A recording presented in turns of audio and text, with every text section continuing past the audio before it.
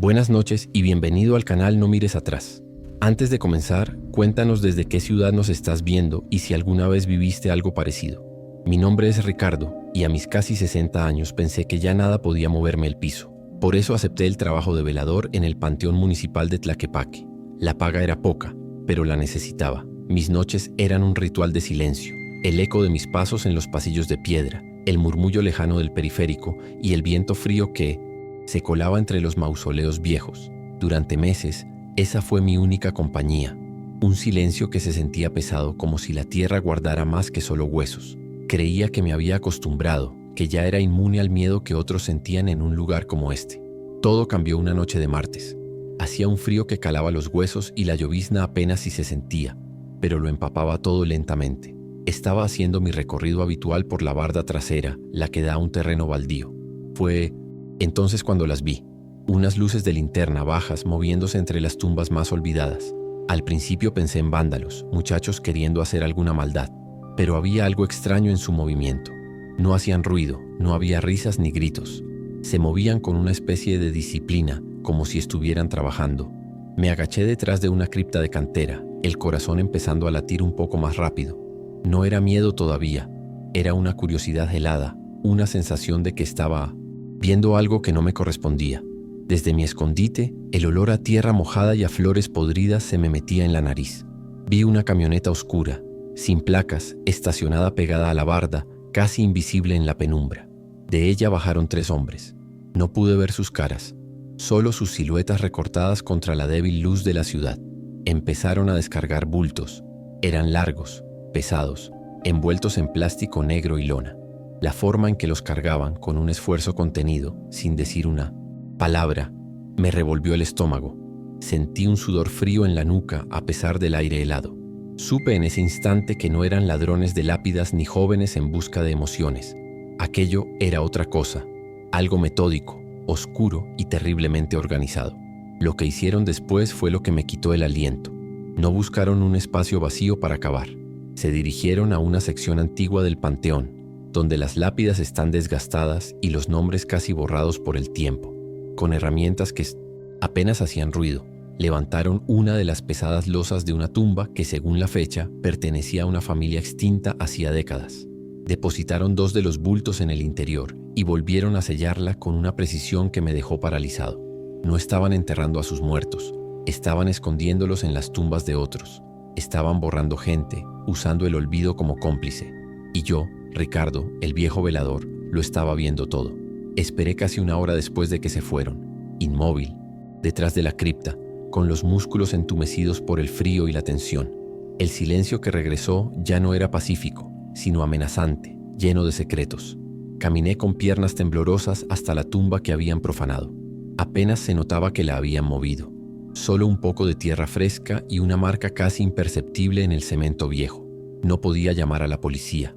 ¿Qué les iba a decir? ¿Que unos fantasmas escondieron bultos en una tumba olvidada?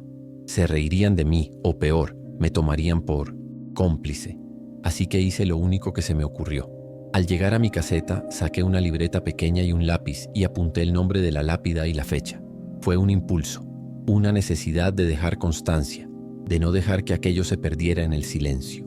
Las semanas siguientes se convirtieron en una tortura silenciosa. Las visitas se repitieron, nunca en un patrón fijo, pero siempre de la misma manera, en silencio, en la oscuridad, profanando tumbas olvidadas. Mi trabajo se transformó. Ya no. Era un velador. Era un espía aterrorizado en mi propio terreno. Cada sombra parecía un hombre acechando. Cada crujido de una rama era un paso acercándose. Dejé de comer bien. El café negro era mi único sustento durante las largas noches. Mis rondas ya no eran para cuidar el panteón, sino para registrar la muerte clandestina, anotando nombres en mi libreta con la mano temblorosa, sintiendo que cada letra que escribía era un clavo más en mi propio ataúd. La confirmación de que mi miedo era real llegó una madrugada de viernes. El aire era pesado, con olor a ozono, anunciando una tormenta. Al llegar a mi caseta para empezar el turno la vi, una pequeña hoja de papel blanco doblada y pegada con cinta adhesiva en la puerta de metal. El corazón me dio un vuelco tan fuerte que sentí un dolor agudo en el pecho. Me acerqué despacio como si el papel pudiera morderme. Lo despegué con dedos torpes. Adentro, escritas con una caligrafía pulcra, solo 3 palabras que lo cambiaron todo. Sabemos que cuentas. No era una pregunta, era una afirmación. Sabían de mi libreta, de mi patético intento de resistencia. Sabían que yo era un testigo. El pánico fue una ola de hielo que me recorrió de pies a cabeza. Tiré el papel y miré a mi alrededor, a las hileras interminables de cruces y ángeles de piedra, esperando ver un rostro, una figura, algo. Pero no había nadie. Estaba solo, y esa soledad era más aterradora que cualquier compañía. Esa noche no hice mi ronda. Me encerré en la caseta, temblando. Antes del amanecer saqué la libreta, la llevé a un tambo de basura y le prendí fuego. Vi las páginas acurrucarse y volverse cenizas, los nombres de los muertos olvidados desapareciendo en el humo. Quemé la única prueba que tenía, pero sabía que no era suficiente. El conocimiento ya estaba en mi cabeza, y ellos lo sabían. Ahora sigo viniendo a trabajar cada noche. Renunciar sería una sentencia de muerte, una señal de que sé demasiado. Así que me he convertido en parte del paisaje, en otra sombra más del panteón. Cuando escucho el motor de una camioneta cerca de la barda trasera, apago la luz de mi caseta y me siento en el suelo, sin moverme, hasta que el ruido se va. He aprendido a ser ciego y sordo. Si veo tierra removida a la mañana siguiente, miro hacia otro lado. Mi trabajo ya no es vigilar, es sobrevivir. Me pagan por cuidar las tumbas, pero lo que realmente hago es cuidar mi propio silencio. Un silencio que me compraron con 3 palabras en un trozo de papel. No, duermo. No de verdad. Cierro los ojos y veo las siluetas, los bultos pesados, las lápidas moviéndose en la oscuridad. Me siento en la silla de mi caseta, mirando las luces de Guadalajara a lo lejos, y me pregunto cuántos secretos como el mío esconde la ciudad. Tomé este trabajo pensando que un hombre de mi edad ya no le teme a los muertos, pero estaba equivocado. A los muertos no hay que temerles. Hay que temerle a los hombres que tienen el poder de crear tumbas sin nombre y a la posibilidad de que una noche cualquiera decidan que necesitas una. Sé que mi nombre podría ser el próximo, grabado en una lápida que nadie, nunca, vendrá a visitar. Mi nombre es Elena, o al menos ese era mi nombre antes de que todo esto pasara. Trabajaba en el turno de la noche, en la limpieza de uno de esos hospitales privados y lujosos de Puerto Vallarta, de esos que tienen pisos que brillan tanto que puedes ver tu reflejo cansado en ellos, y un silencio que solo el dinero puede comprar. Para los turistas y los ricos era un santuario de salud y tranquilidad frente al mar. Para mí era un laberinto de pasillos estériles, el olor a cloro y el zumbido constante de las máquinas que me recordaban lo invisible que era. Mi rutina era siempre la misma: trapear, desinfectar, vaciar papeleras, moverme como un fantasma para que al amanecer todo estuviera impecable, como si la noche nunca hubiera existido. Una madrugada, cerca de las 3 de la mañana, estaba trapeando el pasillo del ala de cuidados intensivos. Esa zona siempre me daba una sensación extraña. El silencio ahí se sentía más pesado, más frágil. Mientras mis zapatos de goma rechinaban suavemente sobre el linóleo, escuché un ruido. Fue un golpe sordo, ahogado, proveniente de un pequeño cuarto de servicio que siempre estaba cerrado con llave. Lo primero que pensé fue en una tubería rota, una fuga de agua, algo mundano. Mi trabajo era reportar esas cosas. Con el cansancio pesándome en los hombros, saqué mi llavero del bolsillo, busqué la llave maestra y la introduje en la cerradura, sin la menor idea de que esa puerta separaba mi vida de antes de la pesadilla que vendría después. La puerta se abrió sin hacer ruido y la normalidad de mi noche se hizo pedazos. El cuarto olía a humedad y a algo más, algo metálico y dulce, sangre. No había ninguna fuga de agua. Sentado en una silla de plástico, en medio de los botes de cloro y los trapeadores, había un hombre. Llevaba un traje caro, ahora arrugado y manchado. Tenía la boca tapada con cinta industrial y los ojos abiertos por el pánico. Estaba amarrado de pies y manos, y de una de sus piernas brotaba sangre, formando un charco oscuro y pegajoso en el suelo que yo debía mantener limpio. Me quedé congelada, con la mano todavía en el pomo de la puerta, incapaz de gritar, incapaz de moverme. Antes de que pudiera procesar la escena, antes de que un solo grito pudiera formarse en mi garganta, sentí una presencia a mi espalda. 2 hombres vestidos con batas de médico habían entrado detrás de mí, cerrando la puerta con un clic definitivo que selló mi destino. No se veían como los doctores que yo conocía. Sus miradas eran frías, vacías de cualquier compasión. Uno de ellos me miró, sin sorpresa, casi con fastidio. «Vaya, parece que tenemos una espectadora», dijo con una calma que me heló la sangre. El otro sonrió ligeramente. «No te preocupes», añadió. «Ahora eres parte de un procedimiento confidencial. y en ese instante dejé de ser la mujer de la limpieza y me convertí en un cabo suelto. El terror me tenía paralizada, pero ellos no tenían prisa. Uno de los falsos doctores señaló el charco de sangre a los pies del hombre amarrado. Su voz era tranquila, como si me pidiera que limpiara un café derramado. «Anda a trabajar, que quede impecable». Me empujaron hacia mi carrito y en un trance de miedo obedecí. Mis manos temblaban tanto que apenas podía escurrir el trapeador en el balde. El agua limpia se tiñó de un rosa sucio y luego de rojo. Mientras limpiaba, el olor a sangre y a químico de limpieza se mezclaba, creando un aroma nauseabundo que se me grabó en la memoria. El hombre no es de Omolst. La silla me miraba, y en sus ojos no solo veía su propio terror, sino también el mío, reflejado. Mientras yo borraba la evidencia de su crimen, los dos hombres hablaban en voz baja. Discutían sobre un traslado que se había complicado. Hablaban del hombre en la silla como si fuera un paquete, una mercancía.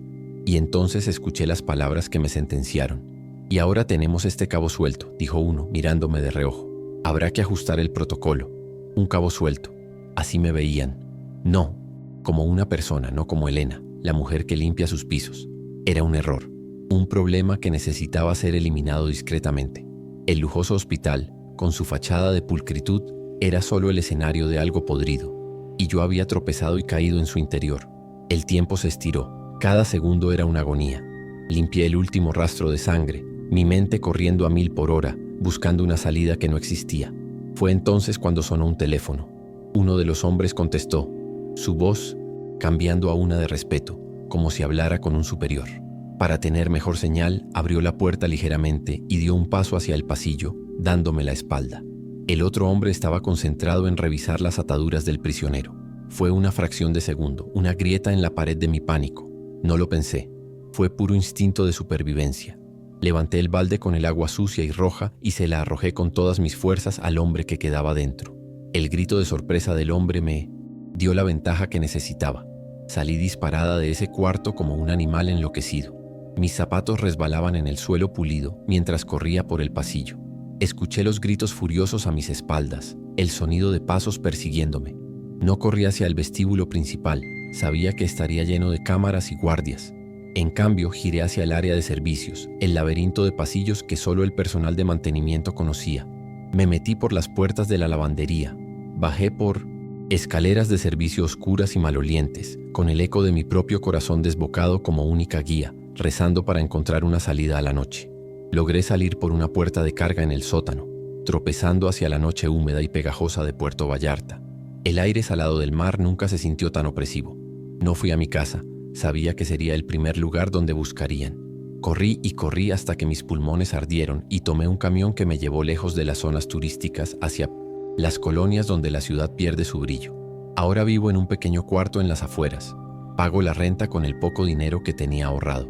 No puedo llamar a mi familia. No puedo hablar con mis amigos. Cada vez que veo una patrulla o incluso un auto de lujo, mi corazón se detiene. Borré mi existencia. Me convertí en un fantasma por miedo a que ellos me convirtieran en un cadáver. Veo las postales de Puerto Vallarta y me dan náuseas. La gente sonríe en el malecón, nada en las playas. Doradas, ajena a la podredumbre que se esconde detrás de las paredes blancas y las recepciones elegantes. Ese hospital sigue funcionando, promocionándose como un paraíso de bienestar. Pero yo sé la verdad. Sé que no soy una persona para ellos. Soy una tarea pendiente. Una pieza que no encaja en su rompecabezas de poder y silencio. Soy un cabo suelto. Y cada noche, cuando intento dormir, la misma pregunta me despierta con un sudor frío. ¿Cuándo vendrán a atarlo? El lago de Chapala ha sido mi vida entera. Mi padre me enseñó a pescar en estas aguas antes de que aprendiera a leer. Y desde entonces, cada amanecer me encuentra en mi pequeña lancha, con el motor tosiendo suavemente en la quietud de la mañana. Conozco cada corriente, cada rincón donde se esconden las mojarras y los charales. Conozco el olor del agua al alba y la forma en que la niebla se levanta para revelar el sol sobre las montañas. El lago no es solo mi trabajo, es mi sangre, mi herencia, un mapa de mi existencia que creía conocer de memoria. Para mí, nunca ha guardado secretos, solo el sustento del día a día y una paz que no se encuentra en tierra firme. Pero una mañana de jueves, el lago me demostró lo equivocado que estaba. Estaba recogiendo mis redes en una zona poco transitada, cerca de la orilla sur, un lugar que siempre me había dado buena pesca.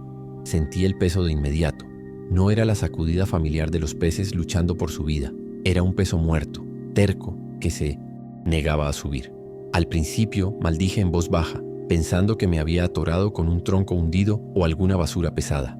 Con el esfuerzo tensando cada músculo de mis brazos y mi espalda, tiré de la red, centímetro a centímetro, sintiendo cómo mi lancha se inclinaba peligrosamente. Poco a poco, algo rompió la superficie del agua verdosa. No era un tronco, era una caja de metal oscuro, casi negro, de un tamaño que a duras penas podría manejar yo solo. El agua escurría por sus lados, lisos, revelando una capa de algas frescas, lo que significaba que no llevaba mucho tiempo ahí abajo. No tenía cadenas ni cerraduras visibles, parecía sellada herméticamente. La observé por un momento con la respiración agitada. Solo había una marca en toda su superficie, una serie de números y letras grabados a un costado, limpios y precisos. No era un viejo cofre del tesoro. Se sentía como algo industrial, oficial y completamente fuera de lugar. Con un último esfuerzo que casi me disloca el hombro, la arrastré a bordo. Cayó con un golpe sordo y pesado que hizo temblar toda la embarcación.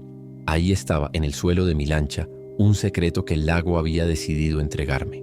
La codicia es una mala consejera y yo soy un hombre pobre. ¿Qué podía haber dentro? La pregunta era un veneno que se extendió rápidamente por mi mente.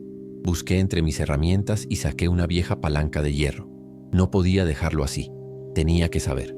Justo cuando encajé la punta de la herramienta en una de las juntas y me preparaba para forzarla, el sonido de un motor potente rompió el silencio del amanecer. Levanté la vista, parpadeando contra el sol naciente. Una lancha rápida, de esas que usan los ricos para esquiar, se dirigía directamente hacia mí a toda velocidad. No era de ningún pescador que yo conociera. Era elegante, oscura y silenciosa para la potencia que tenía. Se sentía como un depredador en un estanque. Mi pequeño bote de fibra de vidrio con su motor de 2 tiempos, de repente, se sintió frágil, insignificante. Me quedé helado con la palanca todavía en la mano, mientras la lancha reducía la velocidad y se deslizaba hasta quedar a mi lado, sus olas golpeando mi casco y haciéndome tambalear. El sentimiento de paz de la mañana se había evaporado por completo. Ahora solo había una tensión metálica en el aire. A bordo iban 2 hombres. No dijeron hola, no hicieron ningún gesto. Sus rostros eran duros, curtidos por el sol, pero no por el trabajo honesto. Uno de ellos, el que manejaba, no me quitaba los ojos de encima. El otro, sin ninguna prisa, se agachó y levantó un rifle de caza, largo y negro. No me apuntó a la cabeza, sino al pecho, un gesto calmado y deliberado que era mucho más aterrador que cualquier grito. No había duda de lo que significaba. Dejé caer la palanca de hierro, que golpeó el suelo de la lancha con un ruido metálico que sonó como un disparo en el silencio. Levanté las manos lentamente, el corazón martillándome contra las costillas. El hombre, que no sostenía el rifle, se movió con una eficiencia brutal. Sin pedir permiso, se inclinó sobre mi borda, agarró la pesada caja de metal como si no fuera nada y la depositó en su propia embarcación. No hizo preguntas, no revisó si yo tenía algo más. Sabía exactamente lo que quería. Yo permanecí en silencio, sin atreverme a respirar, con la mira del rifle fija en mi pecho. Todo el encuentro duró quizás 30 segundos, pero se sintió como una eternidad. Habían recuperado su propiedad y por un momento aterrador, pensé que a continuación me recuperarían a mí también, hundiéndome en el fondo del lago junto con su secreto. Pero no lo hicieron. Justo antes de que arrancaran el motor para irse, el hombre del rifle habló por primera y única vez. Su voz era grave, sin ninguna emoción. «Este lago a veces devuelve cosas», dijo, su mirada fría como el agua profunda. «Asegúrate de no encontrarlas tú». Esa fue su sentencia. Después de eso, el otro hombre sacó un cuchillo afilado y con un movimiento rápido, cortó las cuerdas de mis redes de pesca, mi herramienta de trabajo, mi sustento. Las vi hundirse lentamente en el agua turbia. Luego, arrancaron el motor y se alejaron a toda velocidad dejándome solo a la deriva, con el silencio del lago ahora lleno de su amenaza. Nunca le conté a nadie lo que pasó. ¿A quién podría decirle? ¿A la policía local? Se reirían o pensarían que estaba involucrado en algo turbio. Mi palabra, la de un simple pescador, contra la de hombres con lanchas rápidas y rifles. Supe en ese momento que el silencio era mi única opción para seguir con vida. Regresé a la orilla con el motor temblando. Me sentía vacío, violado. Desde ese día no he vuelto a pescar en la zona sur. Me quedo cerca de los otros pescadores, en las aguas más concurridas, donde la pesca es peor pero me siento menos expuesto. Mi trabajo, que antes era mi libertad, ahora se siente como una condena, una rutina marcada por el miedo. El lago ya no es el mismo para mí. Miro su inmensidad y ya no veo un hogar, sino un cementerio de secretos. A veces cuando estoy en la orilla reparando mis nuevas redes, creo que la veo. Una lancha oscura y veloz, detenida en la lejanía, demasiado lejos para estar seguro, pero mi instinto me dice que son ellos. Se queda ahí, como un buitre paciente vigilando. Quizás solo sea mi imaginación, la paranoia que sembraron en mí con una sola frase. Pero ya no importa si es real o no. Me robaron la caja, cortaron mis redes, pero el verdadero daño fue otro. Me quitaron mi lago, me quitaron la paz. Mi nombre es Javier. Hace unos meses yo era un estudiante de ingeniería que se pasaba las noches en una motocicleta repartiendo comida para pagar la universidad. Conocía el pulso de la ciudad de noche, el zumbido solitario de las avenidas, el olor a tacos y a asfalto mojado, la presión del cronómetro de la aplicación brillando en la oscuridad. Era un trabajo agotador, una carrera constante contra el tiempo por una propina decente. La mayoría de las noches eran iguales, una sucesión de domicilios y bolsas de papel. Pero todo mi futuro, toda mi vida, se desvió por un último pedido, uno que nunca debía haber aceptado. La notificación apareció en mi pantalla pasadas las 11 de la noche. La paga era buena, sospechosamente buena. La dirección estaba en las afueras de Tezistán, en una de esas colonias nuevas que son más un proyecto que una realidad. Calles sin pavimentar, lotes baldíos y unas cuantas casas a medio construir, separadas por la oscuridad. Un nudo de inquietud se me formó en el estómago, pero necesitaba el dinero para los exámenes finales. Así que acepté. El viaje se sintió como si estuviera dejando la civilización atrás. Las luces de la ciudad se desvanecían en mi retrovisor y el camino se volvía más solitario y oscuro. Llegué a la dirección y era justo como lo imaginaba. Una casa aislada, sin luces encendidas, con la apariencia de estar deshabitada. El silencio era total, ni siquiera se oían perros ladrar. Sentí un escalofrío. Después de dudar un momento, llamé al cliente a través de la aplicación. La puerta se abrió solo una rendija y un hombre salió. No le vi bien la cara, pero su nerviosismo era palpable. Me arrebató la bolsa de comida, me puso un billete grande en la mano y me dijo: «Quédate con el cambio, pero lárgate de aquí, rápido». Su urgencia no era de hambre, era de miedo o de algo peor. Me subí a la moto con el corazón latiendo un poco más rápido de lo normal y arranqué. El alivio de alejarme de ese lugar era inmenso. A un par de cientos de calles de distancia, me detuve para marcar la entrega como finalizada y poder irme a casa. Fue entonces cuando la aplicación me detuvo. Una nueva actualización de la empresa ahora exigía una fotografía del pedido en la puerta como prueba de entrega. Maldije en voz baja. Era una regla estúpida, pero si no lo hacía no me pagarían. Con una sensación de fastidio y un miedo creciente, di la vuelta. Tenía que regresar a esa casa oscura. Apagué el motor de la moto a una cuadra de distancia y me acerqué empujándola para no hacer ruido. Cada crujido de la grava bajo mis pies sonaba como una explosión en el silencio de la noche. Me sentía como un ladrón, con el teléfono en la mano, listo para tomar una foto rápida y desaparecer. La casa seguía completamente a oscuras, una mancha negra contra un cielo sin estrellas. En lugar de ir a la puerta principal, rodeé hacia un costado, donde había una ventana grande que daba a la sala. No tenía cortinas. Pensé que podría tomar la foto del pedido. En el suelo desde ahí, sin tener que acercarme más. La estupidez de arriesgarme por una política de empresa me pesaba en el pecho. Me asomé con cuidado por el borde de la ventana. El interior estaba iluminado por un solo foco de construcción que colgaba del techo, arrojando sombras largas y duras. Y entonces lo vi todo. La bolsa de comida que había entregado yacía en un rincón, intacta. Pero el resto de la habitación era una escena de actividad frenética y silenciosa. Había 4 personas, 2 hombres y 2 mujeres, moviéndose con una eficiencia escalofriante. Estaban limpiando. Con cubetas, trapos y cepillos fregaban metódicamente el suelo de cemento y las paredes, borrando manchas oscuras que yo sabía que no eran de pintura. No era una limpieza, era una purga. Estaban borrando un acto de violencia. Estaba paralizado, incapaz de apartar la vista de esa coreografía macabra. Mi cerebro intentaba negar lo que mis ojos veían, pero el olor a cloro y a algo más, algo vagamente metálico, que llegaba hasta la ventana, lo confirmaba. Debería haber corrido, pero el horror me tenía clavado al suelo. Fue entonces cuando uno de los hombres, que estaba de rodillas limpiando una mancha particularmente grande, se detuvo. Se irguió lentamente, como si hubiera sentido mi presencia, como si mi miedo tuviera un olor. Giró la cabeza y sus ojos se encontraron con los míos a través del cristal. No había sorpresa en su mirada ni pánico, solo un reconocimiento frío, absoluto y letal. Esa mirada rompió el hechizo. El pánico me inundó como agua helada, ahogando cualquier pensamiento racional. Di un traspié hacia atrás y mi teléfono se me escapó de la mano, cayendo con un golpe seco y plástico contra la tierra. No me detuve a recogerlo.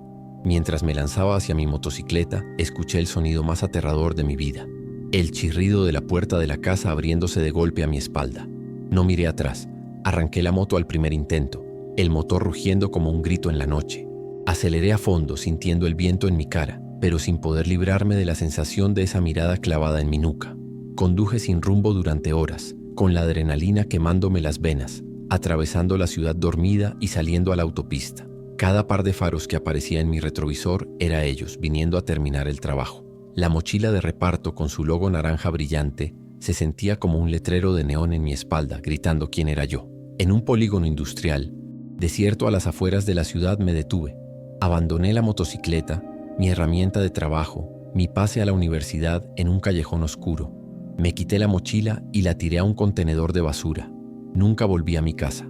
Sabía que mi teléfono, que yacía en la tierra junto a esa casa, contenía mi nombre, mi foto, mi dirección.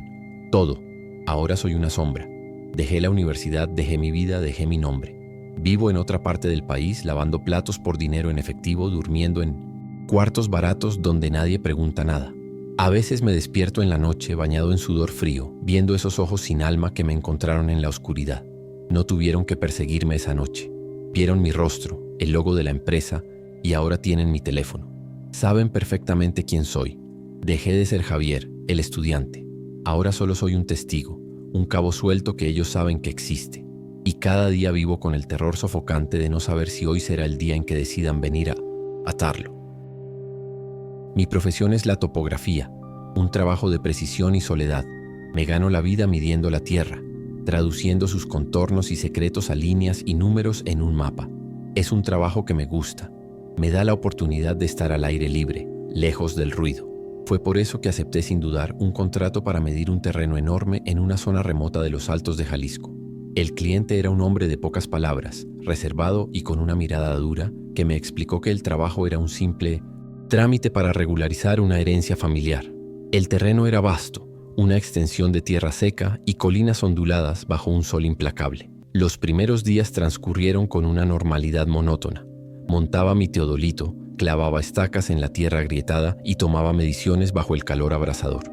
El único sonido era el del viento silbando entre los mezquites y el pitido de mi equipo. El dueño, el señor de la herencia, apenas aparecía. Esa soledad no me molestaba. Al contrario, me permitía concentrarme. El trabajo era sencillo, aunque agotador. El terreno parecía no tener nada de especial, solo kilómetros de tierra rojiza, rocas y la promesa de un trabajo bien pagado al final de la semana. No había nada que sugiriera que estaba caminando sobre algo más que tierra y tiempo. Todo cambió cuando empecé a usar el georradar. Es un equipo que llevo para detectar estructuras subterráneas, rocas grandes o viejos cimientos que puedan afectar el levantamiento. En la mayor parte del terreno, los resultados eran los esperados. Capas de tepetate, alguna veta de roca más dura. Pero al llegar a una meseta extrañamente plana en el centro de la propiedad, el aparato empezó a registrar anomalías. No eran las formas irregulares de las rocas. En la pantalla de mi monitor aparecían formas rectangulares, limpias, demasiado perfectas para ser producto de la naturaleza. Eran consistentes, una y otra vez. Al principio pensé que era un fallo del equipo, pero tras recalibrarlo, los resultados fueron los mismos. Moví el radar metódicamente por toda la meseta y lo que descubrí me heló la piel, a pesar del calor. Las formas rectangulares no estaban dispuestas al azar. Formaban hileras, ordenadas y perfectas, con una separación casi idéntica entre ellas. Y todas se encontraban a la misma profundidad, unos 2 metros bajo la superficie. Mi experiencia me decía que solo había una explicación lógica para un patrón así. Estaba parado sobre un cementerio enorme, ordenado y que no aparecía en ningún mapa. Con una mezcla de profesionalismo y una creciente inquietud sentí que era mi deber informar al dueño. Un hallazgo así podía tener implicaciones legales serias. Lo busqué esa misma tarde y lo encontré sentado en el porche de su casa, mirando la inmensidad de sus tierras. Con cuidado, le expliqué lo que el radar había detectado, escogiendo mis palabras para no sonar alarmista. Le hablé de las formas regulares, del patrón ordenado, y le sugerí la posibilidad de que se tratara de un antiguo camposanto familiar que no estuviera registrado en los papeles. Esperaba que se sorprendiera, o al menos que mostrara algo de curiosidad. El hombre me escuchó sin interrumpirme. Su rostro de piedra no registró ni una sola emoción. Cuando terminé de hablar, no me miró. Su vista siguió fija en el horizonte, en esa meseta que ahora ambos sabíamos que no estaba vacía. Hubo un largo silencio, solo roto por el viento. Luego, con una voz plana, tan seca como la tierra que nos rodeaba, dijo las palabras que se grabaron a fuego en mi memoria. Mi herencia no está en los papeles, está en la tierra, y es importante que siga ahí.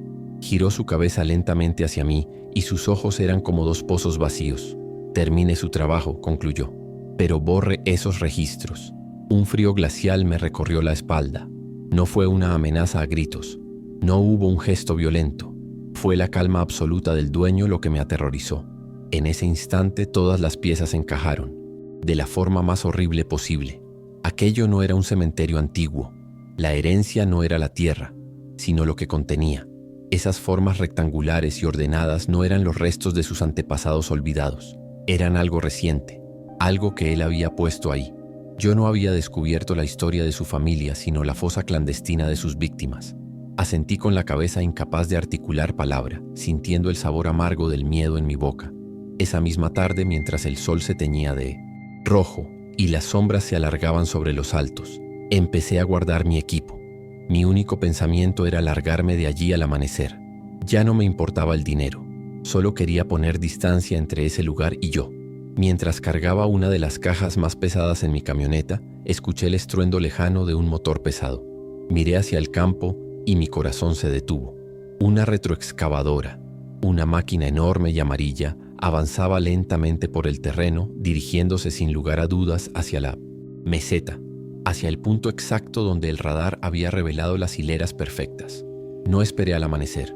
La visión de esa máquina pesada que iba a remover la tierra para proteger la herencia del dueño fue toda la advertencia que necesité. Terminé de cargar mi equipo en la camioneta con una prisa febril, mis manos temblando. Conduje con las luces apagadas hasta que estuve seguro de que nadie podía verme desde la casa y luego aceleré por el camino de terracería, levantando una nube de polvo que esperaba que borrara mi presencia. Al día siguiente, desde un pueblo a 100 kilómetros de distancia, lo llamé. Le inventé una emergencia familiar y le dije que le enviaría los mapas, editados por supuesto por paquetería. Solo pedí la mitad de mi paga. No quería tener ninguna deuda pendiente con él. Eliminé todos los archivos del georradar de mi computadora, borrándolos una y otra vez, como si pudiera borrar también la imagen de mi mente. Nunca volví a aceptar un trabajo en los Altos, a pesar de que es una zona con mucho movimiento. El recuerdo de esas hileras perfectas bajo la tierra se convirtió en una cicatriz en mi carrera. La precisión que siempre fue mi orgullo, ahora me parece un peligro. Aprendí de la peor manera que hay lugares que no deben ser medidos y secretos que la tierra guarda por una razón. Mi trabajo es descubrir lo que hay sobre el terreno, pero ahora vivo con el miedo de lo que podría encontrar debajo. Mi trabajo era simple, de esos que nadie nota a menos que falle. Me encargaba del mantenimiento nocturno de la ciclovía del periférico, aquí en Guadalajara. Mi turno empezaba cuando la ciudad se calmaba un poco. Mi mundo eran las luces de sodio que parpadeaban, el zumbido constante de los autos pasando abajo a toda velocidad y la soledad de ese largo corredor de asfalto. Reparar una lámpara rota, barrer hojas y basura, asegurarme de que el camino estuviera despejado. Era una rutina tranquila, un trabajo honesto y sin complicaciones. O al menos eso es lo que yo creía. No buscaba problemas, solo esperaba que pasaran las horas para volver a casa. Todo empezó una noche de martes, en el tramo que corre paralelo a la zona industrial. Es una parte particularmente solitaria, oscura. Vi una bicicleta de montaña tirada a un lado del camino. Era de buena marca, cara. La cadena estaba rota, colgando. Pensé que era un asalto, algo lamentablemente común. A unos metros en el pasto encontré una mochila y un celular con la pantalla estrellada. Seguí el protocolo. Llamé a mi supervisor, reporté el hallazgo como un posible robo y seguimos adelante. La policía vendría por las cosas más tarde. Fue una nota extraña en una noche, por lo demás normal, nada que me quitara el sueño. Una semana después, en el mismo tramo, encontré otra. Era una bicicleta de ruta, también de gama alta, apoyada contra el barandal como si el dueño fuera a volver en cualquier momento. Al acercarme, noté algo que me inquietó profundamente. Había una mancha oscura y opaca en el sillín de cuero claro. Me dije a mí mismo que podía ser grasa, lodo, cualquier cosa. Pero el hallazgo, tan cerca del anterior, Se sentía como una coincidencia demasiado extraña. 2 bicicletas caras abandonadas en el mismo lugar en tan poco tiempo. Una sensación fría comenzó a instalarse en la boca de mi estómago. El patrón se volvió innegable cuando 10 días después apareció una tercera bicicleta. Con esta ya no había duda. Todas eran de marcas costosas. Todas aparecían en el mismo tramo de no más de 2 kilómetros y todas parecían haber sido dejadas atrás en medio de una huida. Fui a la policía con mis sospechas. Les conté de los 3 hallazgos. El oficial que me atendió apenas levantó la vista de sus papeles. «Son robos, señor, pasa todo el tiempo», me dijo con fastidio. Su indiferencia me frustró, pero también me asustó. Sentía que estaba viendo algo que los demás no querían ver, un patrón que apuntaba a algo más siniestro que simples robos. Como la policía no me hizo caso, una extraña obstinación se apoderó de mí. Empecé a llevar un registro por mi cuenta. Cada vez que encontraba una bicicleta, sacaba mi teléfono y tomaba fotos de todo. Del modelo, del número de serie si lo encontraba, del lugar exacto, de cualquier detalle que me pareciera fuera de lugar. La ciclovía se convirtió en mi obsesión. Durante el día pensaba en ello y por la noche patrullaba ese tramo de 2 kilómetros con una mezcla de miedo y un perverso sentido del deber. Dejé de ser solo un empleado de mantenimiento.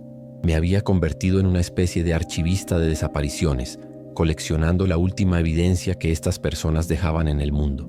Una noche especialmente fría, encontré otra. Una bicicleta de triatlón que debía costar una fortuna, apoyada delicadamente contra la valla de seguridad. Saqué el teléfono. El gesto ya era un acto reflejo. El flash iluminó la fibra de carbono y el asfalto solitario. El único ruido era el murmullo hipnótico de los miles de coches en el periférico, un río de luces indiferente a lo que ocurría en sus orillas. Mientras enfocaba la cámara para capturar la marca en el cuadro, el sonido de llantas sobre la grava a mi espalda me hizo saltar. Un vehículo se había detenido justo a mi lado, en el carril de servicio. No era una patrulla, era una camioneta negra, de lujo, con los vidrios tan oscuros que parecían absorber la luz. Se me secó la boca. El motor seguía encendido, un ronroneo bajo y amenazante. La puerta del copiloto se abrió y un hombre bajó con calma. Era corpulento, vestía una camisa de botones y pantalones de vestir, ropa demasiado formal para estar en ese lugar a las 2 de la mañana. No parecía enojado ni apurado. Simplemente me observó a mí, luego a la bicicleta y finalmente a la pantalla de mi teléfono que seguía encendida. Una sensación helada me recorrió la columna vertebral. Era el miedo puro, sin adornos. «Buenas noches», dijo el idiotísimo hombre. Su voz era sorprendentemente suave. «¿Algún problema por aquí?». Tartamudeé, intentando explicarle que era mi trabajo, que había encontrado la bicicleta abandonada y que estaba documentándola para mi reporte. Él asintió lentamente, como si mi explicación fuera perfectamente razonable, y luego caminó hacia la bicicleta. Le dio un golpecito al manubrio y sonrió. Una sonrisa que no llegó a sus ojos. «A veces la gente se cansa y deja sus cosas», dijo, mirándome fijamente. «Es mejor no ser tan curioso». No fue un consejo, fue una orden directa, una amenaza velada en palabras amables. El hombre volvió a subir a la camioneta tan tranquilamente como había bajado. El vehículo se incorporó al flujo del periférico y se perdió entre las luces de los demás autos, como si nunca hubiera estado allí. Me quedé parado temblando en medio de la ciclovía solitaria. El teléfono me pesaba en la mano como un ladrillo. Con los dedos torpes abrí la galería y borré no solo las fotos de esa noche, sino todas las que había tomado en las últimas semanas. Las borré de la memoria del teléfono y de la papelera, rezando para que fuera suficiente. Entendí que no había descubierto una serie de crímenes, sino un sistema, un proceso de limpieza del que la ciclovía era solo el basurero. Al día siguiente, a primera hora, solicité mi cambio al turno de día. Le dije a mi jefe que el horario nocturno me estaba afectando la salud, que no podía dormir. Afortunadamente me lo concedieron. Nunca más volví a trabajar en esa ciclovía de noche, pero el miedo no se fue con el cambio de horario. Ahora sé lo que oculta la oscuridad en los márgenes de la ciudad. Ya no son bicicletas lo que veo en mi mente, son las siluetas de las personas que las montaban. No es gente que se cansa, como dijo aquel hombre, es gente que desaparece. Y yo fui el tonto que se puso a contar las pistas que dejaban atrás. El bosque de la primavera no es solo mi lugar de trabajo, es mi santuario. Como guía de ecoturismo conozco sus senderos como la palma de mi mano. Conozco el olor a pino y a tierra húmeda que lo inunda todo después de la lluvia, el canto de las aves al amanecer y la forma en que el sol se filtra por las copas de los encinos. He pasado años recorriendo sus cañadas y laderas, sintiendo una conexión profunda con este pulmón de Guadalajara. Creía, en mi inocencia, que conocía todos sus secretos, que el bosque era un libro abierto para mí, un lugar de paz y de vida salvaje, y nada más. Fue un sábado por la mañana, mientras guiaba a una familia de turistas. Eran amables, hacían preguntas y los niños corrían por el sendero con una energía contagiosa. Para darles una experiencia más memorable, decidí desviarnos un poco de la ruta principal para mostrarles unas formaciones rocosas volcánicas que a mí me gustaban mucho. Era un desvío seguro, un pequeño secreto que compartía con los grupos que me caían especialmente bien. Nos adentramos unos 100 metros en la maleza, en una zona donde el bosque se sentía más denso, más antiguo y el silencio era más profundo. Estábamos admirando las rocas cuando uno de los niños gritó que había encontrado un tesoro. Corrimos hacia él y lo vimos sosteniendo un pequeño objeto negro. Era una grabadora de voz digital, semienterrada bajo la hojarasca y el lodo seco. Estaba rayada y sucia, pero parecía en buen estado. Actuando con profesionalismo, le dije al niño que seguramente algún otro excursionista la había perdido y que yo la entregaría en la caseta de la entrada. La tomé, sintiendo su peso frío en mi mano, y la guardé en el bolsillo lateral de mi mochila sin darle mayor importancia. La excursión continuó y pronto me olvidé del hallazgo. Esa noche, en la soledad de mi departamento, mientras vaciaba la mochila, la grabadora cayó sobre el suelo de madera con un golpe soso. La limpié con un trapo, con la intención de cargarla para ver si encontraba algún dato del dueño. Pero mientras esperaba que la pequeña luz roja de carga se apagara, la curiosidad empezó a carcomerme. Era una pequeña caja negra de secretos. ¿Qué historias guardaría? ¿El registro de aves de un biólogo? ¿Notas de un estudiante? Vencida por el impulso y pensando que no hacía ningún daño, la desconecté. Sostuve el pequeño aparato en mi mano y con el corazón latiendo un poco más rápido, presioné el botón de reproducir. La primera grabación comenzó con un siseo de estática, seguido por la voz de un hombre. Estaba susurrando sin aliento como si acabara de correr un maratón. Hablaba de cómo se había separado de sus amigos ciclistas, de cómo había tomado un sendero equivocado que lo llevó a una parte del bosque que no reconocía. Su voz estaba teñida de una ansiedad normal, la de alguien que simplemente se ha perdido y espera encontrar el camino de vuelta antes de que anochezca. Escuché, sintiendo un poco de lástima, imaginándome al pobre hombre solo, con la luz del día desvaneciéndose. Todavía pensaba que estaba escuchando una simple anécdota de un mal día en la montaña, pero el tono cambió drásticamente en el segundo archivo. El pánico se había filtrado en su voz. Susurraba que había encontrado algo que no debería haber visto. Describió con detalle un campamento improvisado, escondido en el fondo de una pequeña cañada. Hablaba de camionetas oscuras cubiertas con redes de camuflaje y de hombres que se movían entre los árboles con rifles largos colgados al hombro. No eran cazadores, insistía. La forma en que se movían, la seriedad de sus rostros. Se dio cuenta de que lo habían visto. Mi cuerpo se tensó. El bosque que yo conocía, mi santuario, se estaba transformando en un escenario de pesadilla con cada palabra que salía de la grabadora.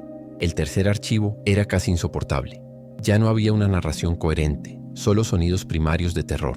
La grabación estaba llena del sonido de su propia respiración, jadeante y desgarrada, y del crujido de las ramas y las hojas secas bajo sus pies. Estaba corriendo desesperadamente. Entre jadeos se escuchaban fragmentos de susurros. Me están siguiendo, Dios mío, están cerca. Podía sentir su pánico como si fuera mío, el ardor en sus pulmones, el terror de escuchar los pasos de sus perseguidores acercándose en la oscuridad del bosque. La grabadora me había convertido en una testigo auditiva de una cacería humana. La última grabación era muy corta. Empezaba con un ruido sordo, el sonido de un cuerpo cayendo, seguido de un grito ahogado, interrumpido bruscamente como si alguien le hubiera tapado la boca. Hubo un momento de silencio, solo el sonido del viento. Entonces, después de lo que pareció una eternidad, comenzó un nuevo sonido. Un sonido rítmico, seco y repetitivo. El inconfundible raspar de palas golpeando la tierra. No era una pala, eran varias, trabajando a un ritmo constante y eficiente. Cavando. Estaban cavando una tumba. Y luego, la grabación se cortó, dejando solo el silencio absoluto y ensordecedor en mi apartamento. Me quedé sentada en la oscuridad, temblando incontrolablemente, con la pequeña grabadora en la mano. El silencio en mi apartamento era ahora más aterrador que cualquier ruido. Tenía en mis manos los últimos minutos de la vida de un hombre. ¿Qué debía hacer? ¿Ir a la policía? ¿Entregarles esto y contarles sobre hombres armados en el bosque? Me imaginé sus preguntas, su escepticismo, y luego pensé en los Hombres de los rifles. Si estaban dispuestos a matar a un ciclista por verlos, ¿qué me harían a mí? El miedo, un miedo egoísta y visceral, se apoderó de mí. Con el pulso martilleando en mis sienes, navegué por el menú del dispositivo hasta que encontré la opción borrar todo, y la presioné sin dudarlo. Al día siguiente, la realidad me golpeó con la fuerza de un puñetazo. En un poste de luz cerca de mi casa, vi un cartel. Era un anuncio de persona desaparecida, con la foto de un hombre sonriente, vestido con ropa de ciclismo. Era él. Su rostro me miraba desde el papel y sentí que el aire me faltaba. La culpa me invadió, una ola fría y pesada. Yo sabía dónde estaba. Yo sabía lo que le había pasado. Tenía la prueba y la había destruido por cobardía. Nunca dije nada. Sigo haciendo mi trabajo. Sigo guiando a turistas por el bosque, pero ya no es mi santuario. Ahora, cuando el viento susurra entre los árboles, no oigo la naturaleza. Oigo el sonido de las palas cavando. Llevo 20 años conduciendo el autobús nocturno en la ruta de Tomatlán a Manzanillo. 20 años viendo la misma cinta de asfalto solitario desenrollarse bajo mis faros, con la Sierra Madre a mi izquierda y la negrura del Pacífico a mi derecha. Conozco cada curva ciega, cada bache, cada cruz en la orilla del camino que marca dónde se apagó una vida. Es un trabajo monótono, de esos que te aíslan del mundo, y después de tanto tiempo, uno llega a creer que ya no hay nada que la carretera te pueda enseñar, que ya has visto todas las sombras que la noche puede proyectar. Era una noche como cualquier otra, húmeda y pesada. El motor del viejo Dina roncaba con su ritmo familiar, y el puñado de pasajeros que llevaba dormitaban en sus asientos. Yo iba casi en piloto automático, con la mente en blanco, solo pendiente del camino que se abría paso entre la oscuridad absoluta del campo. No había luna, lo que hacía que la noche fuera aún más impenetrable, más densa. Era en esas noches cuando las carreteras se sentía más como un túnel a través de otro mundo, uno silencioso y antiguo, y yo era el único que se atrevía a cruzarlo. Fue entonces cuando la vi, una figura solitaria en el borde de la carretera, iluminada de repente por mis luces. Estábamos en medio de la nada más absoluta, a kilómetros de cualquier rancho o población. A nadie en su sano juicio se le ocurriría estar parado ahí a esas horas. Disminuí la velocidad más por curiosidad que por intención de parar. Era una mujer. Llevaba ropa de trabajo sencilla y gastada, y su brazo se levantó con un gesto cansado para hacerme la parada. Algo en su quietud, en su soledad en medio de esa inmensidad, me hizo sentir un escalofrío. Detuve el autobús con un chirrido de los frenos de aire que pareció despertar a un par de pasajeros. La puerta se abrió y la mujer subió los escalones sin mirarme a la cara. Su rostro estaba oculto por la sombra y el cansancio. Me extendió un par de billetes arrugados, el importe exacto, y caminó en silencio hasta el primer asiento, justo detrás de mí. No llevaba equipaje, ni siquiera una bolsa. Se sentó rígida, con la vista fija al frente, en la carretera. Su presencia llenó el autobús de una tensión silenciosa, una extraña energía que rompió la monotonía de la noche. Avanzamos por la carretera durante unos 15 o 20 minutos más. El silencio de la mujer era tan pesado que podía sentirlo en mi nuca. De repente se puso de pie. Su movimiento fue brusco en la quietud del autobús. «Aquí, por favor», dijo. Su voz era baja, pero tenía un filo de urgencia. Miré hacia donde señalaba, un camino de terracería apenas visible, una cicatriz que se perdía en la negrura total de la sierra. No había luces, no había una casa, no había absolutamente nada. Era un punto de descenso que no existía en ninguna ruta, en ningún mapa. La lógica me decía que siguiera de largo, que algo andaba muy mal. «Señora, aquí no hay nada», le respondí, reduciendo la velocidad por instinto pero sin intención de detenerme. La próxima parada segura está a varios kilómetros. Fue mi intento de ser profesional, de protegerla de lo que fuera que la hiciera tomar una decisión tan extraña. Pero su reacción me borró cualquier duda de que esto fuera normal. Se aferró al respaldo del asiento. «Le digo que pare aquí». Su voz se quebró, la urgencia transformándose en un pánico apenas contenido. «Por lo que más quiera, déjeme bajar aquí». En sus ojos, que vi por el retrovisor, había un terror tan puro que me obligó a obedecer. Detuve el autobús en la orilla de la carretera. La mujer no esperó a que la puerta se abriera por completo. Se lanzó por los escalones y, en lugar de tomar el camino de tierra, se arrojó a la maleza espesa que flanqueaba la carretera, desapareciendo como si la oscuridad se la hubiera tragado. Cerré la puerta, el mecanismo neumático sonando extrañamente fuerte en la noche. Por un segundo me quedé ahí, confundido y con un mal presentimiento. Metí la primera velocidad y comencé a avanzar. Fue entonces, al mirar por el espejo lateral para incorporarme, cuando mi corazón dio un vuelco. 2 pares de faros potentes se encendieron en la boca de ese mismo camino de tierra. El terror fue instantáneo y absoluto. Eran 2 camionetas grandes, de esas que intimidan. Salieron del camino de tierra y se colocaron detrás de mí, una tras otra. No intentaron rebasarme. Simplemente me siguieron, manteniendo una distancia constante, sus luces altas clavadas en mis retrovisores, cegándome. Durante casi una hora, que se sintió como toda una vida, me escoltaron en silencio por las curvas de la sierra. Mis manos se aferraban al volante, empapadas en sudor. Cada fibra de mi ser me gritaba que no eran policías y que yo estaba en medio de algo de lo que no debía formar parte. Justo cuando las primeras luces lejanas de Cihuatlán comenzaron a parpadear en el horizonte, las camionetas hicieron su último movimiento. Sin previo aviso, una tras otra apagaron los faros. Simplemente se desvanecieron de mis espejos, disolviéndose de nuevo en la noche de la que habían salido. Se habían ido. Y en el silencio que dejaron atrás, la verdad me golpeó con la claridad de un relámpago. No me estaban siguiendo a mí, estaban buscándola a ella. La parada en medio de la nada, su urgencia, no era su destino, era su única escapatoria. Ella me había usado a mí y a mi autobús como una distracción, un señuelo para ganar unos minutos preciosos y perderse en la sierra mientras ellos me seguían a mí. Terminé la ruta a Manzanillo con los nervios destrozados. Nunca dije nada.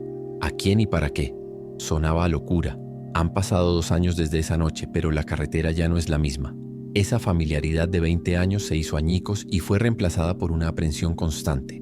Ahora, cuando conduzco por ese tramo oscuro y veo una silueta en la orilla pidiendo parada, no disminuyo la velocidad. Al contrario, piso el acelerador y paso de largo, con el corazón en un puño. No sé si ignoro a alguien que necesita ayuda o a alguien que me arrastrará a su infierno. Y he aprendido, a la mala, que es una pregunta que no estoy dispuesto a responder. Mi nombre es Soledad, y creo que nunca un nombre le ha hecho tanta justicia a una persona. Mi vida transcurría en la soledad del turno de noche, en una maquiladora de Tonalá. El ruido era mi única compañía, un estruendo ensordecedor de 100 máquinas de coser luchando entre sí. El aire estaba siempre viciado, cargado del polvillo de la mezclilla y un olor agrio a tinte. Mi trabajo era monótono hasta el punto de la náusea. Coser la costura interna de los pantalones vaqueros, uno tras otro. Una montaña de tela azul que nunca se acababa. Pero las deudas, esas sí que crecían, y ese ruido era el precio que pagaba para intentar mantenerlas a raya. Una noche, el supervisor, un hombre con el que apenas había cruzado palabra en 2 años, se acercó a mi estación. Me pidió que lo acompañara a un rincón apartado del taller, lejos de las miradas curiosas de las otras costureras. Junto a una mesa vacía había una caja grande, llena de pantalones de mezclilla idénticos a los que yo cosía. Me dijo que eran defectuosos y que tenía un encargo especial para mí, uno que requería a la mejor costurera del turno. La paga, añadió, sería un bono equivalente a todo un mes de mi sueldo. Un mes de sueldo por una noche de trabajo. La oferta era una luz brillante en el pozo oscuro de mis finanzas. Pensé en el alquiler atrasado, en las medicinas de mi madre, en los intereses que me comían viva. Una parte de mí, una pequeña voz de alarma, me susurró que aquello no era normal, que era demasiado bueno para ser verdad. Pero la desesperación es más ruidosa que la prudencia. Me convencí a mí misma de que sería algún defecto de fábrica complicado, alguna orden urgente para un cliente importante, cualquier cosa para justificar la decisión que ya había tomado. Miré al supervisor y asentí, aceptando el encargo. Me explicó la tarea con una calma que me inquietó. Tenía que descoser con sumo cuidado la costura interior de la cintura de cada pantalón, una de las más gruesas y difíciles. Luego, debía introducir un pequeño paquete de plástico que él me entregaría y volver a coser la cintura, asegurándome de que la nueva costura fuera idéntica a la original de fábrica, indetectable. Me dio una caja de herramientas con descosedores finos y una cajita llena de docenas de paquetitos. Eran pequeños, duros al tacto y sellados al vacío. Comencé a trabajar, con el zumbido de mi máquina como única banda sonora de mi pacto. Llevaba horas trabajando, aislada en mi rincón, mientras las demás mujeres del turno iban y venían. El cansancio me quemaba los ojos y mis dedos estaban adoloridos de tanto forzar las costuras. Ya casi terminaba. Al tomar uno de los últimos pantalones, mientras intentaba meter el paquetito duro en el estrecho canal de la cintura, mi uña se atoró y rasgó ligeramente el plástico. Un poco de polvo blanquecino, fino como el talco, se esparció sobre mis dedos y la tela oscura. Fue entonces cuando lo olí. Un aroma químico, agrio y penetrante, que no se parecía a nada que hubiera olido en la maquiladora. No era tinte, no era tela, no era nada que tuviera que ver con ropa. En ese preciso instante, el velo de mi autoengaño se desgarró. La verdad me golpeó con una certeza absoluta y nauseabunda. No eran defectos de fábrica, no eran piezas de repuesto. El pago exorbitante, el secretismo, los paquetitos duros y ese polvo de olor químico. Estaba cociendo droga dentro de los pantalones. Estaba convirtiendo prendas de ropa barata en un vehículo para el narcotráfico. Me miré las manos cubiertas por el polvillo azul de la mezclilla y ahora manchadas con aquella sustancia, y sentí que la sangre se me helaba. No era una costurera, era una mula, una pieza en un engranaje criminal del que no sabía nada. El pánico me atenazó la garganta. Mi primer instinto fue levantarme y correr, salir de allí y no volver jamás. ¿Pero a dónde? Ya había cosido casi 100 pantalones. Mi huella, mi trabajo estaba en toda la caja. Sabían quién era, dónde vivía. Huir solo confirmaría mi conocimiento y me convertiría en un riesgo para ellos. Con un terror que me paralizaba las entrañas, entendí que estaba atrapada. La única salida era seguir adelante. Con las manos temblorosas terminé de coser el último pantalón, cada puntada de la aguja sonando en mi cabeza como el cerrojo de una celda cerrándose. Cuando terminé, avisé al supervisor. Revisó mi trabajo con una mirada experta, asintiendo con la cabeza ante la pulcritud de mis costuras invisibles. Sacó un sobre grueso y abultado y me lo entregó. El dinero se sentía sucio, pesado en mi mano. Cuando me di la vuelta para irme, su mano en mi hombro me detuvo. Me acerqué y me dijo en voz baja, casi en un susurro: «Buen trabajo, Soledad. Eres de confianza». Esas palabras, en lugar de ser un alivio, fueron mi sentencia. Ser de confianza para ellos no significaba que me respetaran, significaba que ahora era de su propiedad. El bono que creí que sería mi salvación se convirtió en mi cadena perpetua. A la semana siguiente, justo cuando empezaba a pensar que quizás había sido algo de una sola vez, el supervisor se me acercó con otra caja. No hubo oferta, no hubo explicación, solo una mirada que lo decía todo. El encargo especial ahora era parte de mi rutina. Cada semana, a veces 2 veces por semana, me espera una nueva caja. Ya no puedo negarme, ya no puedo renunciar. Ellos saben que yo sé, y su confianza es la correa que me tienen al cuello. Mi vida en la maquiladora, antes solo monótona, ahora es una tortura, de miedo y complicidad forzada. Vivo en un estado de pánico constante. Cada sirena que escucho en la noche pienso que viene por mí. Cada costura que hago, la reviso 10 veces, aterrorizada de cometer un error, de romper otro paquetito, de hacer una puntada torcida que me delate. Sé que si cometo un fallo, si dejo de ser útil, si dejo de ser de confianza, me desecharán. Me he convertido en un producto más de esta fábrica, tan desechable como los pantalones de mezclilla que exportan. Mi soledad ya no es solo la del turno de noche, es la soledad de alguien que guarda un secreto mortal, atrapada en el ruido de las máquinas de coser. Me llamo Armando y soy un hombre viudo y viejo. Para no sentirme tan inútil y para completar la pensión, acepté el trabajo de velador en una de esas enormes construcciones de Zapopan, una torre de departamentos de lujo que prometía ser la más alta y exclusiva de la zona. Mi trabajo era simple: sentarme en una caseta de lámina, abrir y cerrar la reja para los camiones y asegurarme de que nadie se robara el material de construcción por las noches. Era un trabajo solitario, perfecto para un hombre, que ya solo platica con sus recuerdos. La estructura a medio construir se levantaba ante mí como el esqueleto de un gigante. Las noches eran largas y silenciosas, solo interrumpidas por el silbido del viento que se colaba por los pisos vacíos y el eco lejano de la ciudad. Mi rutina era siempre la misma: dar una vuelta por el perímetro, revisar los candados de las bodegas y luego volver a mi caseta a tomar un café recalentado, viendo las luces de la ciudad que nunca duerme. Me había acostumbrado a la paz de la obra vacía, a la compañía de las sombras y el cemento. Creía que a mi edad ya nada podía perturbarme, que mi única tarea era ver pasar las horas hasta el amanecer. Pero una noche, el rugido de un motor lujoso rompió mi tranquilidad. Un sedán alemán, negro y brillante, se detuvo frente a mi reja. Eran más de la 1 de la mañana, una hora impensable para visitas de obra. Del auto bajaron 2 hombres. Vestían trajes caros y olían a un perfume que costaría más que mi sueldo de un mes. Abrieron la puerta trasera y ayudaron a bajar a una mujer joven. Era muy hermosa, pero sus movimientos eran torpes y su mirada estaba perdida, vidriosa. No parecía borracha, parecía ausente, como una muñeca a la que le hubieran quitado las cuerdas. Uno de los hombres se acercó a mi caseta con una sonrisa que no me gustó nada. Me dio las buenas noches y, sin más, me puso un fajo de billetes en la mano.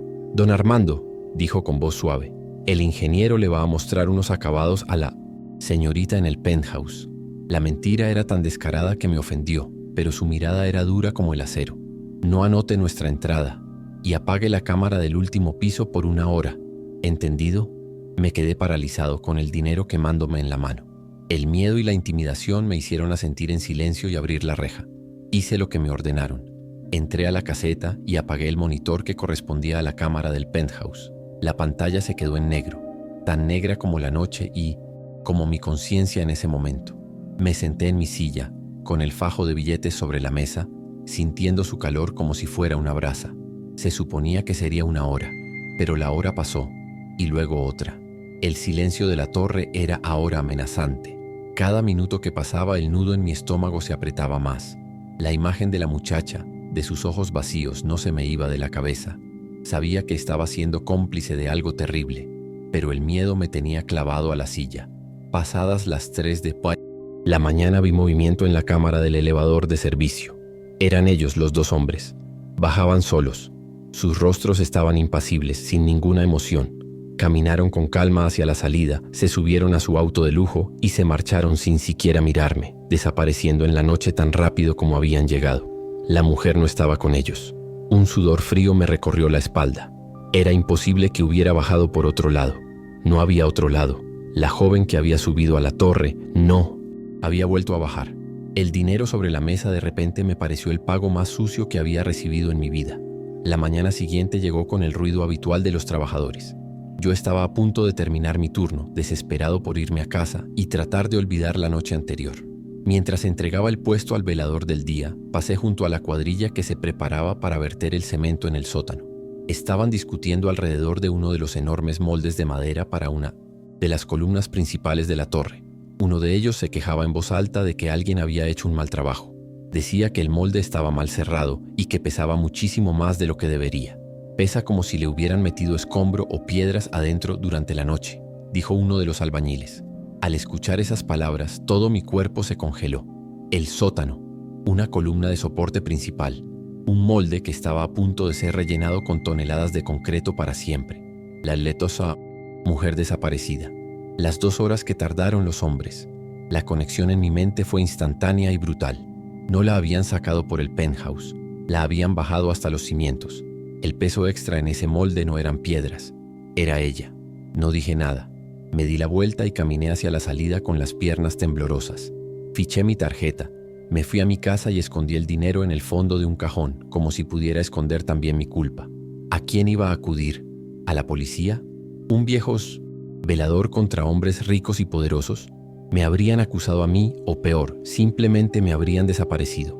Ese mismo día, desde la ventana de mi casa, vi llegar los camiones de cemento a la obra. Vi cómo la manguera gigante vertía el concreto gris y espeso dentro del molde, sellando para siempre a esa joven y mi silencio en los cimientos de la torre. Mi cobardía había sido comprada.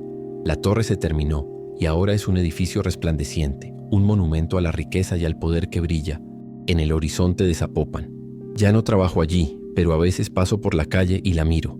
La gente que vive en esos departamentos de lujo no tiene idea de sobre qué están durmiendo. No ven un edificio, pero yo sí sé lo que es en realidad. Una lápida vertical, la tumba más cara de la ciudad. Y yo, don Armando, no soy un simple velador retirado.